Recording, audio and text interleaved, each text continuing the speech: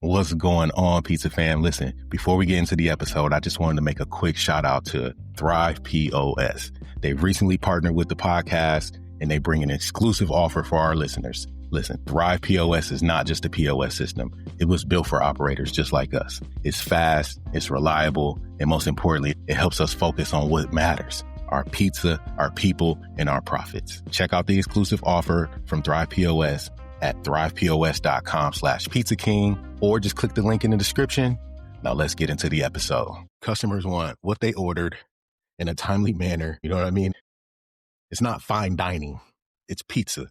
They want what they ordered. They want it hot, fresh, and on time.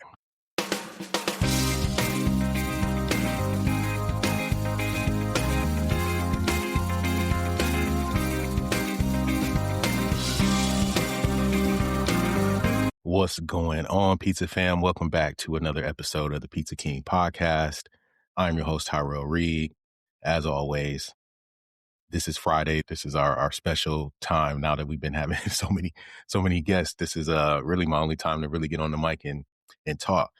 We're going to go a little bit long today because I got some updates. We got some things that have been happening, and I just want to spend a little bit of extra time with you today. So for those that don't know, you know, my partner and I, we sold our pizzeria back in July. Like, we agreed to sell it last year. We listed it in January at the beginning of the year, and we finally closed on the deal in July.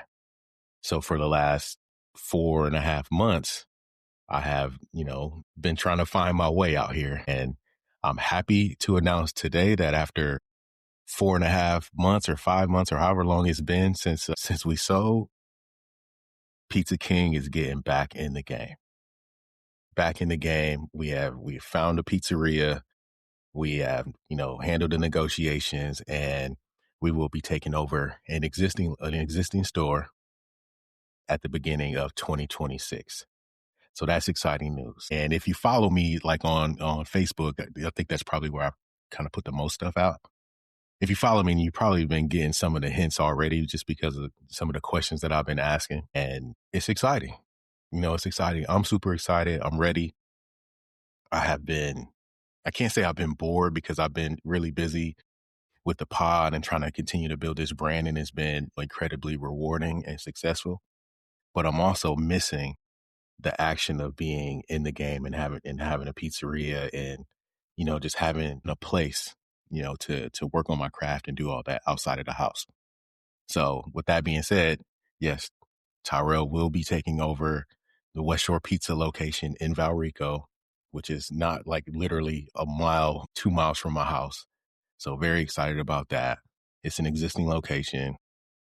It has struggled. Full transparency, this location has struggled over the recent years. There's been, various issues going on with this, including, multiple changes of ownership, changes in leadership, lots of comments from the community about, just the service quality and things like that. And I don't want to make this about what they have done to this point, because the future is bright and I'm excited about taking over. And I know that we can turn the store into a successful business. I'd put out a post on Facebook and, in a few groups and, on my personal page on whether or not you can win the community back. Can you win the community back, taking over a store with a poor reputation? And overwhelmingly, everyone said yes. And listen, I know this already, but I wanted to put it out there just to gauge how the rest of the pizza community felt about these types of opportunities. I've made my entire career on getting into stores that are undervalued and turning them around. Did they all work? No, they didn't all work, but most of them did. And most of them turned around in short order and did very well. So I know that it can work. I know that I have the right plan. And I wanted to actually, since I'm about to go through this process all over again, I thought this would be a great opportunity to just be transparent and share with the community, how I plan to go about turning around a location that's struggling from a sales standpoint, struggling from a service standpoint, all of the different things that go into that. So I'm like, yeah, let's make that content. Let's do it. So we're we're gonna be a little bit longer than 5 minutes, but I thought I'd at least give you the overall, the overview of, what my plan is and how long I think it'll take. I like to go into situations like this with full clarity, full optimism, and then understanding and doing my homework and then rebuilding it from the ground up. Always the same route every single time. Now the stores don't always need the same things, but what I found is if we follow this same framework and blueprint, we can pretty much recover a store from wherever it is. And whether you're having sales problems or you have staffing problems or you have customer service problems or whatever it is, or cleanliness, whatever, if you follow the steps that I'm about to give you now, you can turn your store around too. Even if you've been there and it's been struggling, you can take these steps and rebuild from where you are right now too. And I thought that was important to share because even if you're not getting into a new location, you could be struggling where you are. And I have a system that could probably help you. And I'm just going to, kind of show you what that looks like today. This is the same thing that I've done countless times before. These are the same framework and blueprint that I teach, in our coaching classes and with my private clients. This the same steps. We follow the same blueprint. So with that being said, I'll just kind of go down a list and talk about how I go about turning around a struggling restaurant, or in this situation, a restaurant that has struggled and now is going to be under my control. What's important to understand is that restaurants fail for, a bunch of different reasons. It doesn't always happen all at once. You know what I mean? They don't just fail overnight. They bleed slowly over time, quietly. Food standards start to slip, cash controls start to get a little bit loose. The leaders, they lose focus and they start running on reaction instead of being proactive, and owners wait too long to make change. So, and then you get to this point where it's like, okay, now I need to borrow a bunch of money so I can fix everything at once, or I just got to get rid of it. I can't fix all this. And the reality is you can't fix everything at once, but if you do things in the right order and fix the right things at the right time, you can save yourself a lot of headache.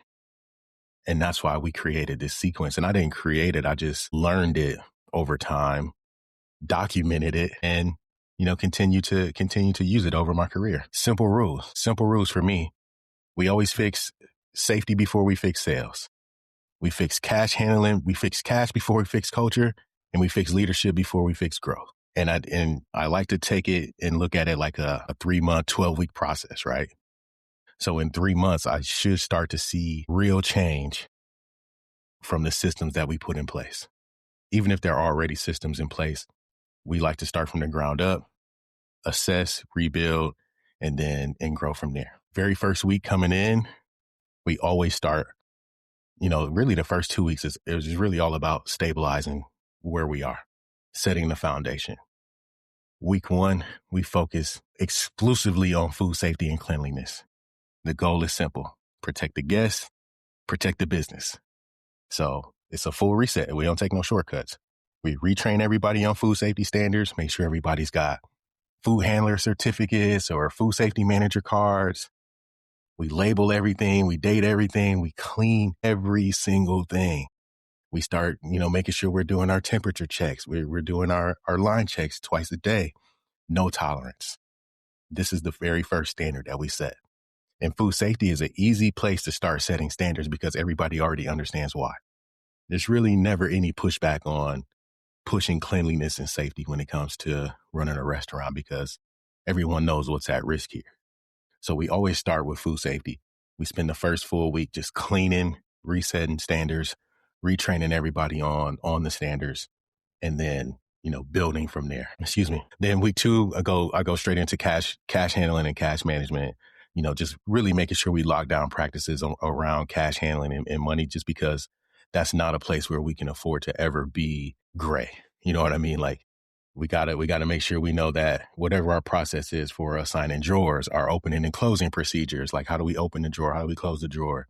What are we doing? How do we audit daily our cash processes? Do we do, same day deposits, twice a day deposits? Like whatever our cash policies are, we lock those in, right then. So week 2, after we clean up everything and everyone feels good, and everyone feels good after you clean up everything, trust me. Then we start to make sure that we address all the cash handling policies and procedures. And we lock those in week 2. You can't let cash slip. Even in businesses, and don't think of it as just cash. I mean, like how we handle transactions, how we handle deposits, how do we close, how do we report it, how do we track it so that we know everything that's happening from a sales standpoint. Don't think just, oh, cash, we don't even take cash. We don't have a lot of, no, I mean like sales. How do we take care of our transactions? And then once we get through that, we get into, weeks 3 through 5 is where we start to rebuild the core of the restaurant. Week 3, we start talking about bench and training. Like we start to evaluate everybody. Who's in what role? Let's define our roles. Do we have shift leaders? Do we have trainers? Do we have managers? We start to build that bench and build our depth from that point, 2 deep, 3 deep per role, whatever it is. We start to build some stability there.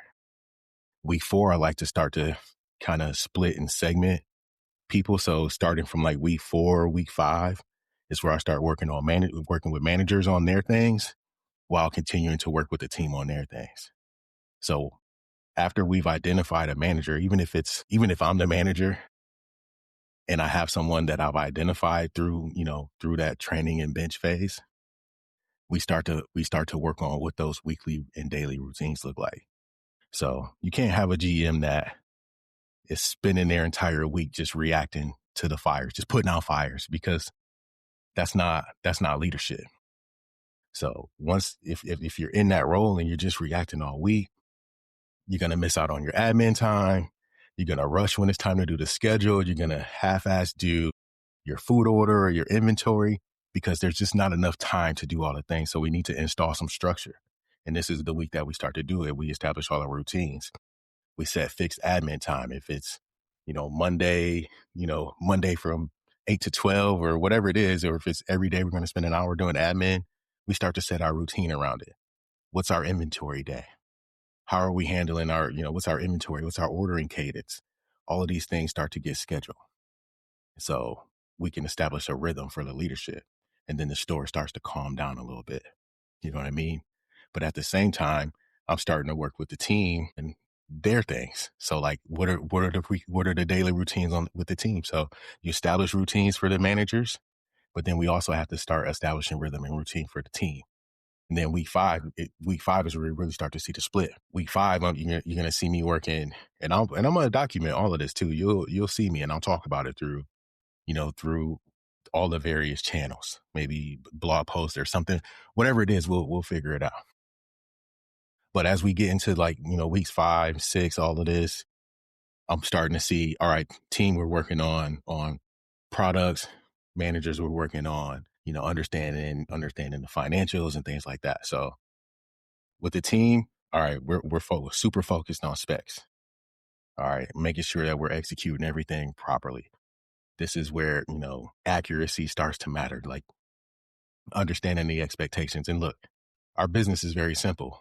Customers want what they ordered in a timely manner and, hot. They want it hot, accurate, and on time. You know what I mean? We don't have it's not fine dining. It's pizza. They want what they ordered. They want it hot, fresh, and on time.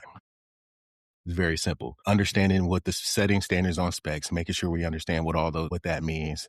And we really start to work through and coach on all of those things. But at the same time, I'm working with leadership on the things that they need to be focused on.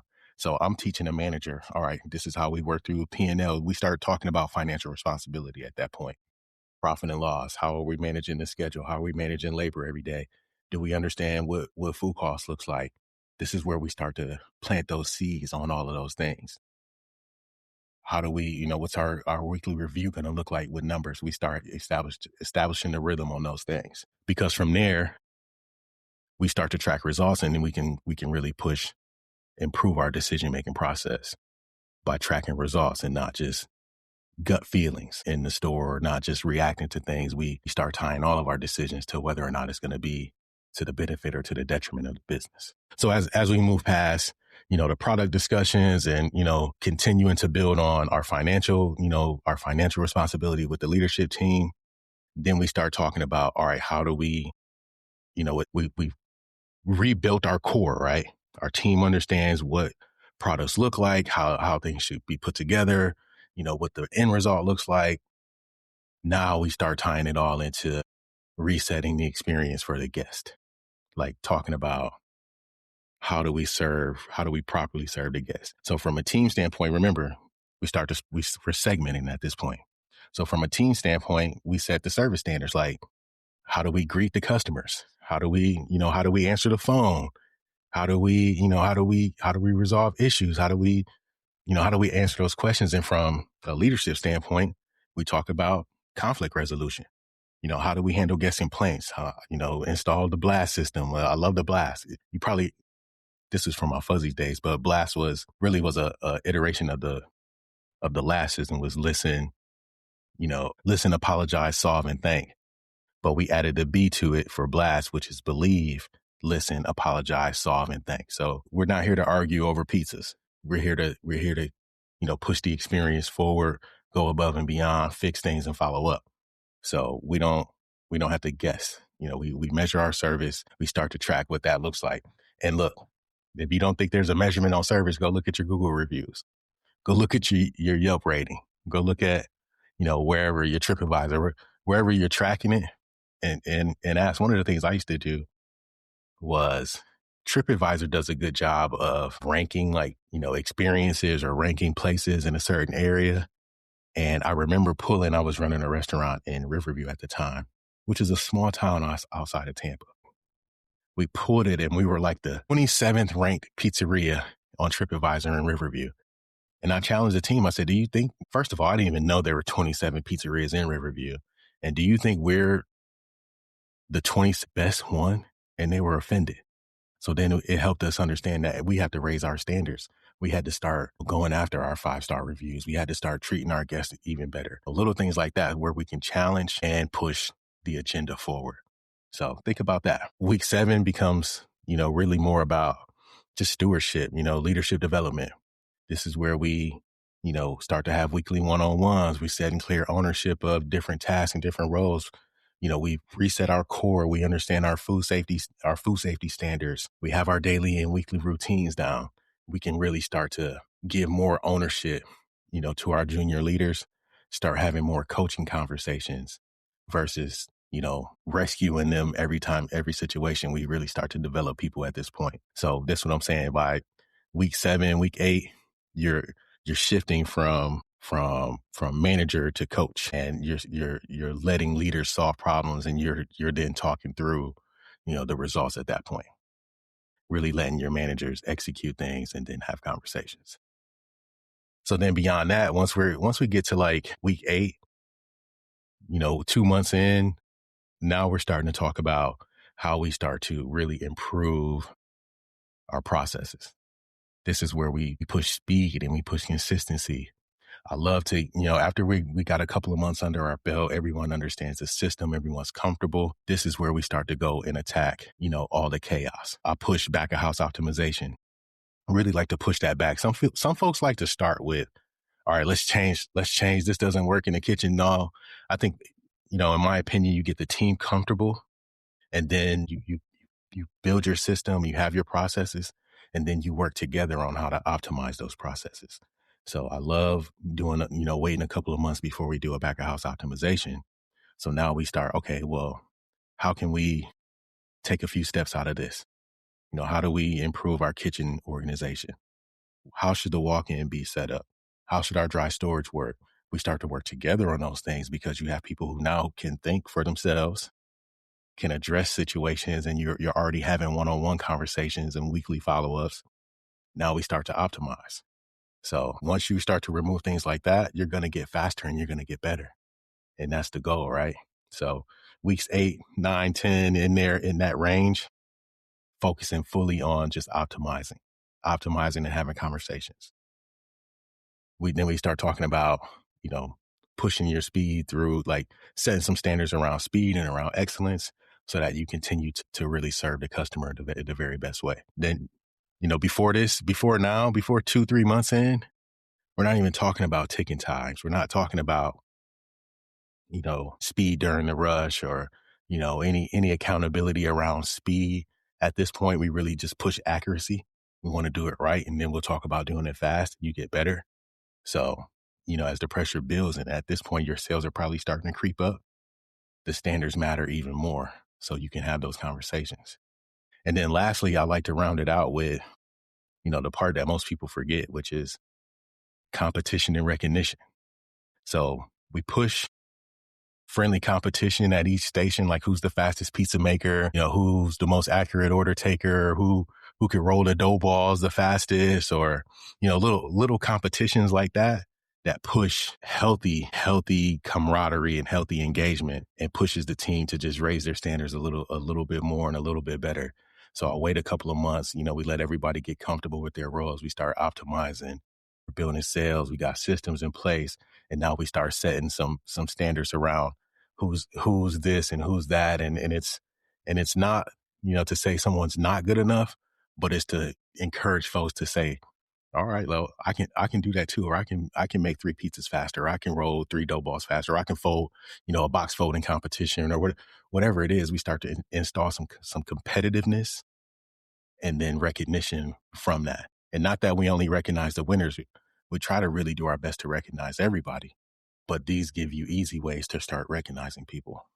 So yeah, that's kind of my plan, for 12, 13 weeks of turnaround time. And like I said, I'll document all of this. I know this is, fast to run through in 20 minutes here, but I wanted to kind of I have a whole outline of how I like to do it, but it would be too long for me to kind of read through all of it. So I just gave you from 10,000 feet. But I'm telling you, turnarounds aren't flashy. They're actually boring. But the boring stuff is what works. You know what I mean? It requires presence. It requires consistency. It requires follow through. So in 12 weeks, 14 weeks, you follow the plan, you don't take shortcuts, you can rebuild your store from wherever it is. So if you're struggling, go back to week 1. If you want this, I'll send it to you. I'll send you my outline. Just email me and I'll send it to you, info@tyrellreed.com. But listen, if your store is struggling, go back to week 1. Start doing it. Build your foundation. You can reset your store. I've done it so many times, and so many other people have done it too, following very similar paths. You can stay, if you start with your foundation, you stay disciplined and you finish strong, you can solve whatever issue is holding your restaurant back. So that's all I have for you today. Way longer than 5 minutes, but I appreciate each one of you rocking with me. Listen, if you ever find yourself in Valrico, Florida, come find me. I'll be posting very soon. I'm going to we'll set up a new Instagram page and Facebook page and, all of that. And obviously I'll be talking about it a whole lot here on the podcast. So thank you everybody for your support. We will see you next week. Have a good one. Peace. If you've gotten any value out of this episode or any of our other episodes, I need you to do me a favor. Go leave us a review. Every review on Apple, every 5-star rating on Spotify helps this show find more operators just like you and helps them get that same value that you're taking away from this episode. And as a thank you, anytime somebody leaves a review, sends me a screenshot, just DM me a screenshot of your review, I'm going to send you a free gift, something awesome, something cool. I'll send you a gift, whoever leaves a review. That's the challenge. Go leave a review, DM me a screenshot of it, and then I'll get you something. I got you something special from your boy. Now let's get back into the episode. Peace.